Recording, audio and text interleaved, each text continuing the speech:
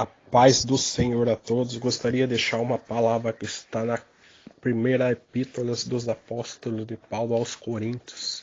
1 Coríntios, versículo 10. As dissensões na igreja de Coríntios. Rogo-vos vós, porém, irmãos, pelo nome do nosso Senhor Jesus Cristo, que digais toda uma semana uma mesma coisa, e que não haja entre vós dissensões. Antes sejais unidos e com o mesmo sentido, e em um mesmo parecer, porque a respeito de vós, irmãos meus, me foi comunicado pelo da família de Chloe que há contenda entre vós. Quero dizer com isso que cada um de vós diz: eu sou de Paulo, e eu de Apolo, e eu de Cefas, e eu de Cristo. Está Cristo dividido? Foi Paulo crucificado por vós? Ou foste vós batizado em nome de Paulo? Dou graças a Deus, porque nenhum de vós batizei, senão a Cristo e a Gaio, para que ninguém diga que foste batizados em meu nome. E batizei também a família de Etéfanas. Além deste, não sei se batizei algum outro, porque Cristo enviou-me não para batizar, mas para evangelizar, não em sabedoria de palavras, para que a cruz de Cristo se não faça vã. Porque a palavra da cruz é loucura para os que parecem, mas para nós que somos salvos é o poder de Deus. Porque está escrito: destruirei a sabedoria dos sábios e aniquilarei a inteligência dos inteligentes. Onde está o sábio? Onde está o escriba? Onde está o inquiridor deste século? Porventura não tomou Deus louca a sabedoria deste mundo? Visto como na sabedoria de Deus, o mundo não conheceu a Deus pela sua sabedoria. Aprove a Deus salvar os crentes pela loucura da pregação, porque os judeus pedem sinais e os gregos buscam sabedoria, mas nós pregamos a Cristo crucificado, que é escândalo para os judeus e loucura para os gregos, mas para os que são chamados, tanto judeus como gregos, lhe pregamos a Cristo, poder de Deus e sabedoria de Deus, porque a loucura de Deus é mais sábia do que os homens, e a fraqueza de Deus é mais forte do que os homens.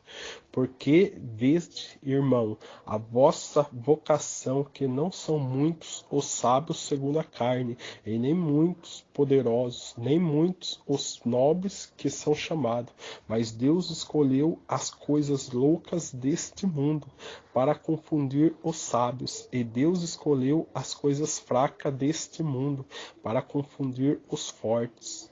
Deus escolheu as coisas vis deste mundo e as desprezíveis e as que não são, para aniquilar as que são, para que nenhuma carne se glorie perante ele, mas vós sois dele em Jesus Cristo, a qual para nós foi feito por Deus sabedoria e justiça e santificação, a redenção, para que, como está escrito, aquele que se gloria, glorie-se no Senhor. Amém?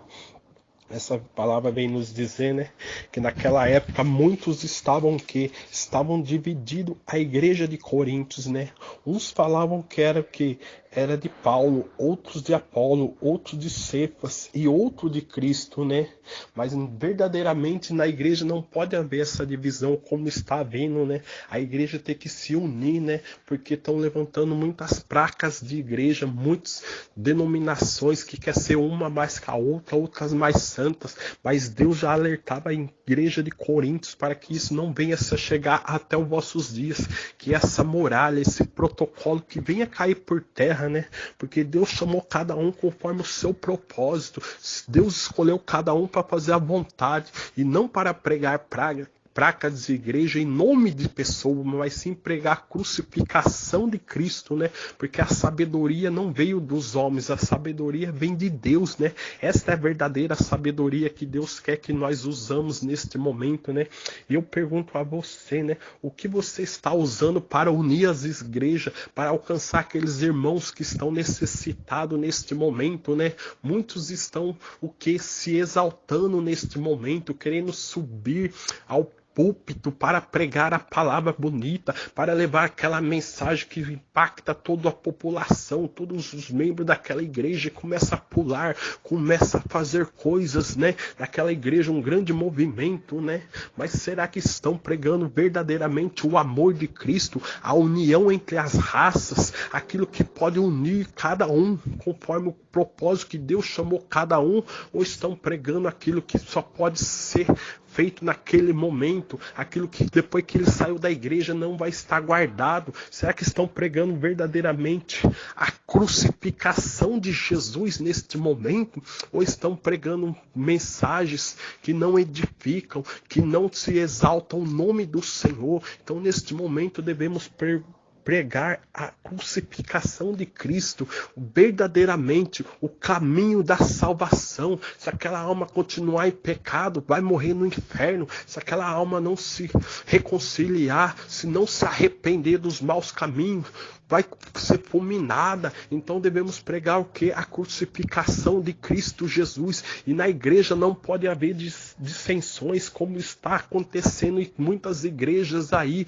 A igreja A, a igreja B, a igreja C, uma é melhor que a outra. Não, melhor é Jesus Cristo de Nazaré. Devemos ter esta consciência, porque ele chamou aqueles loucos para confundir os sábios. Deus escolhe a quem ele quiser e capacita quem ele quer, independente de placa de igreja, independente de pessoas que são usadas por Deus.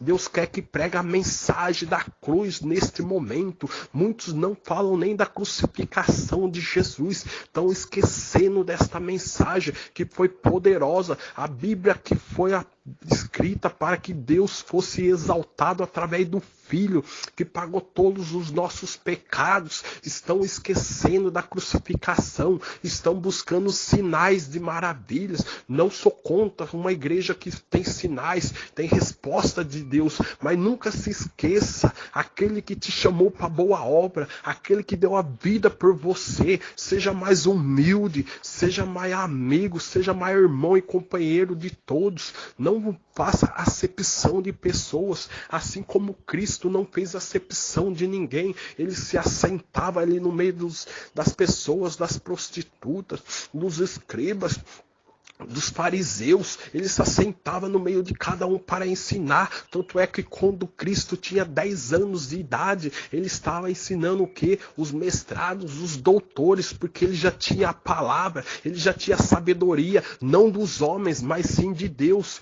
que devemos usar o quê? A sabedoria de Deus, porque Deus fez as coisas, mas Deus escolheu as coisas loucas deste mundo para confundir os sábios.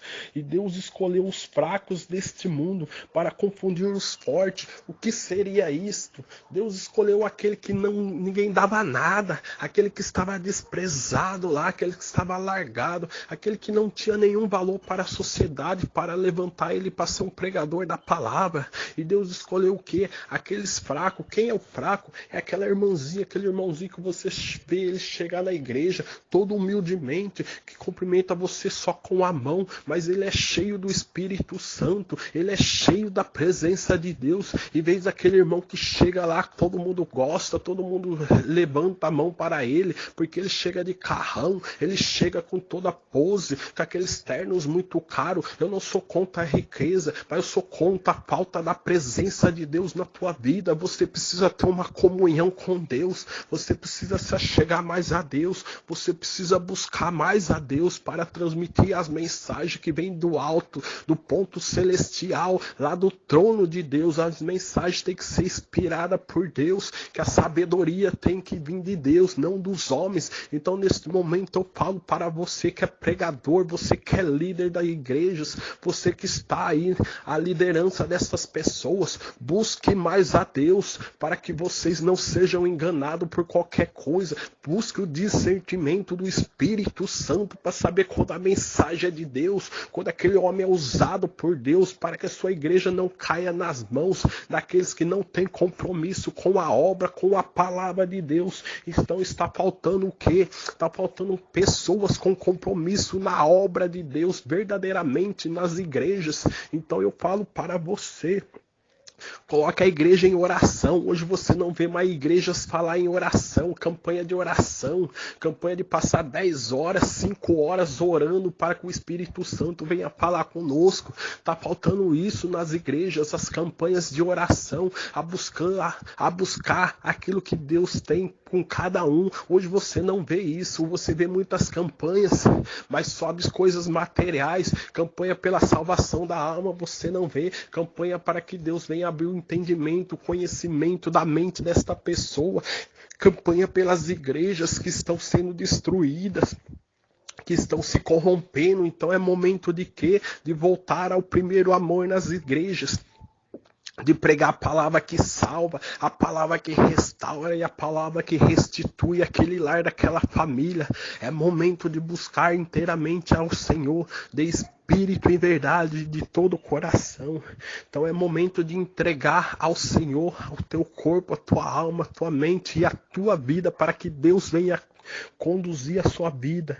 Então é momento de que, se for se glorificar, gloriar, é que seja no nome do Senhor. É momento de exaltar o digno de toda a honra, toda a glória, que é o nosso Senhor Jesus Cristo. É momento que Ele seja exaltado na nossa vida. É momento de elevar aquele que pagou o preço pela minha vida e pela sua. Então pense nisso, líderes de igreja, vocês que estão à frente da obra.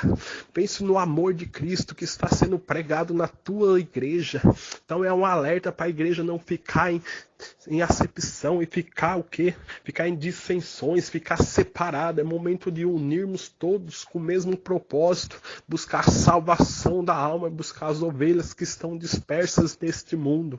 Amém? Que Deus abençoe a cada um e fique na paz do Senhor.